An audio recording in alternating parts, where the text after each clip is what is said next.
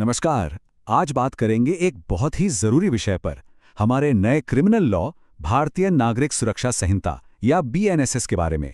और खास तौर पर ये जानेंगे कि गिरफ्तारी के वक्त किसी भी नागरिक के क्या अधिकार होते हैं।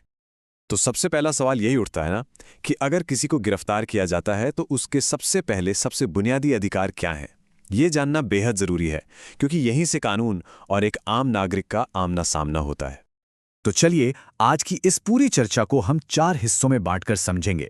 सबसे पहले जानने का अधिकार, फिर जमानत का अधिकार क्या है, इसके बाद देखेंगे कि अगर इन अधिकारों को नजरअंदाज किया जाए तो क्या होता है, और आखिर में सत्ता को जवाबदेह कैसे बनाया जा सकता है। तो चलिए शुरू करते हैं सबसे पहले और सबसे कह सकते हैं मौलिक अधिकार से। यह है जानने का अधिकार। और सच पूछिए तो ये गिरफ्तार हुए किसी भी इंसान के लिए सुरक्षा की पहली ढाल है। अब देखिए, ये अधिकार कोई मामूली नियम नहीं है। इसकी जड़ें हमारे संविधान में हैं, सीधे आर्टिकल 22(1) में। मतलब ये एक मौलिक अधिकार है जिसे कोई छीन नहीं सकता।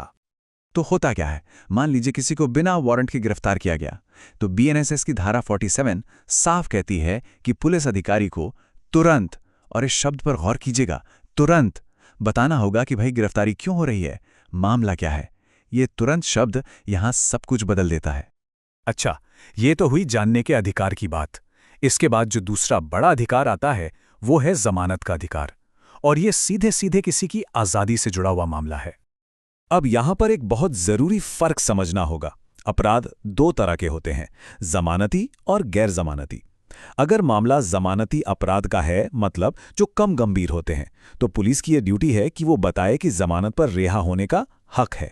लेकिन अगर मामला गैर जमानती अपराध का है, जो कि गंभीर होते हैं, तो गिरफ्तारी के वक्त ये बताने की उनकी कोई कानूनी बाध्यता नहीं होती। हाँ, तो ये शब्द श्योरिटीज या जमानतदार अक्सर सुनने में आता है ना।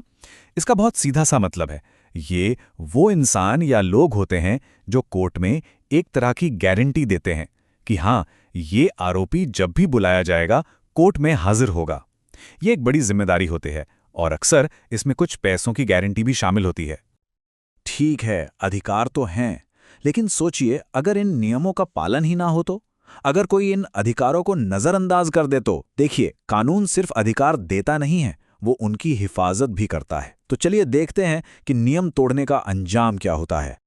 तो सवाल सीधा है, अगर कोई पुलिस अफसर अपनी ड्यूटी पूरी ना करे, मतलब ना तो गिरफ्तारी का कारण बताए, ना जमानत के अधिकार के बारे में जानकारी दे, तो फिर क्या होगा? इसका जवाब एकदम साफ और सीधा है।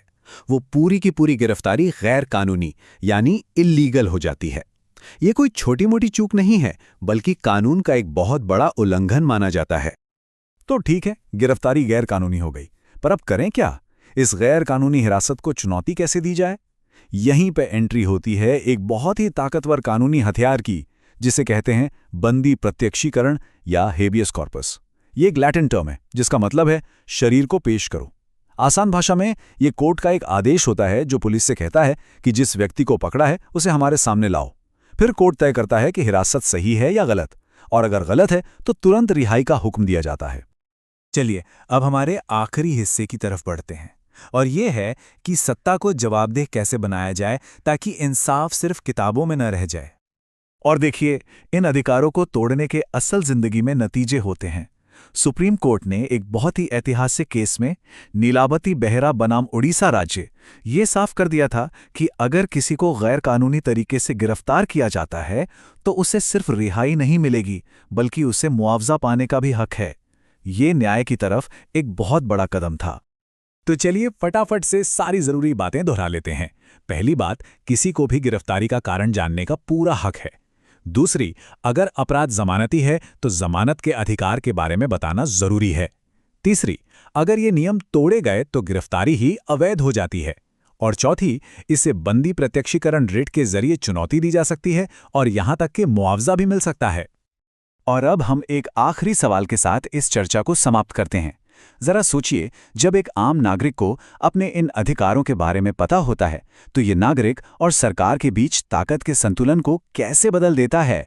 क्योंकि जब हम अपने अधिकारों को लेकर जागरूक होते हैं तो हम सिर्फ अपनी हिफाजत नहीं करते, हम अपने लोकतंत्र को और भी मजबूत बनाते हैं। इस पर जरूर सोचिएगा।